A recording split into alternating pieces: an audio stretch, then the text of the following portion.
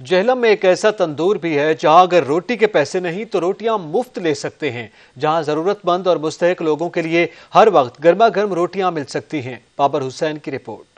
جہلم میں ایک ایسا تندور بھی ہے جہاں پہ نیکی کی ٹوکری رکھ دی گئی ہے، جس کو شہری بے پناہ سراہ رہے ہیں۔ شہریوں کا کہنا ہے کہ غریب اور متوسط طبقے کے لیے یہ ایک بہترین انعام ہے اور یہ صدقہ جاریہ ہے۔ ان کا کہنا ہے کہ صاحب حیثیت لوگ اپنے حصے کی 2 روٹیاں بھی اگر اس روٹی کی ٹوکری میں ڈال دیں تو کئی مستحق اور غریب لوگوں کے لیے آسانی ہوگی اور وہ یہاں سے اپنے پیٹ کی آگ کو بجھانے کے لیے روٹیاں لیں گے۔ اور ان کا کہنا تھا کہ مہنگائی کی وجہ سے کئی متوسط اور غریب لوگ پس رہے ہیں۔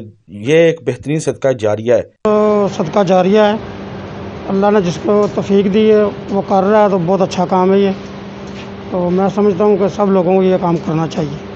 اچھی چیز ہے، لوگوں کا فائدہ ہے اس میں، آپ کی نیکی ہے، لوگوں کو ملے گا کھانے کو، جیسے ہمارے یہاں غربت ہے تو اچھی کاز ہے، اس میں حصہ ڈالنا چاہیے۔ بہت اچھا کام ہے، وہ سب کو کرنا چاہیے، سب تندور والوں کو۔